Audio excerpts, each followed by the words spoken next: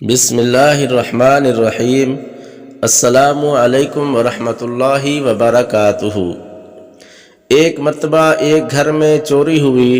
چور اس محلے کے تھے۔ چوروں نے گھر والے کو پکڑا اور زبردستی حلف لیا کہ اگر تو نے کسی کو ہمارا پتہ بتلائے گا تو تیری بیوی پر طلاق۔ اس بیچارے نے مجبوراً حلف لیا۔ وہ چور اس کا سارا مال لے کر چلے گئے۔ اب وہ بہت پریشان ہوا کہ اگر میں چوروں کا پتہ بتلاتا ہوں تو مال تو مل جائے گا لیکن بیوی ہاتھ سے نکل جائے گی، اور اگر پتہ نہیں بتلاتا ہوں تو بیوی تو رہے گی مگر سارا گھر خالی ہو جاتا ہے۔ تو مال اور بیوی کے درمیان تقابل پڑ گیا، یا تو مال رکھے یا بیوی رکھے، اور کسی سے کہہ بھی نہیں سکتا تھا کیونکہ وہ عہد کر چکا تھا۔ پھر امام صاحب کی مجلس میں حاضر ہوا۔ وہ بہت غمگین اور پریشان تھا۔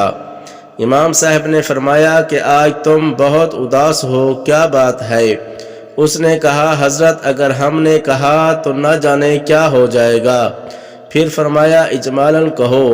تو اس نے کہا کہ حضرت چوری ہو گئی ہے اور میں نے عہد کر لیا ہے کہ اگر میں نے ان چوروں کا پتہ کسی کو بتلایا تو بیوی پر طلاق۔ مجھے معلوم ہے کہ چور کون ہے، وہ تو محلے کے ہیں، لیکن اگر میں پتہ بتلاتا ہوں تو بیوی پر طلاق پڑ جائے گی۔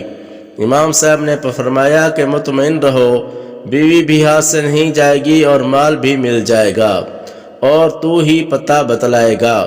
کوفہ میں پھر شور ہو گیا کہ ابو حنیفہ یہ کیا کہہ رہے ہیں؟ یہ تو ایک عہد ہے، جب وہ پورا نہ کرے گا تو بیوی پر طلاق پڑ جائے گی۔ یہ امام صاحب نے کیسے کہہ دیا کہ نہ بیوی جائے گی اور نہ مال جائے گا؟ علماء اور فقہا پریشان ہو گئے۔ امام صاحب نے فرمایا کہ کل ظہر کی نماز میں تمہارے محلے کی مسجد میں آ کر پڑھوں گا۔ چنانچہ امام صاحب تشریف لے گئے، وہاں نماز پڑھی اور اس کے بعد اعلان کر دیا کہ مسجد کے دروازے بند کر دیجئے، کوئی باہر نہ جائے۔ اس میں چور بھی تھے۔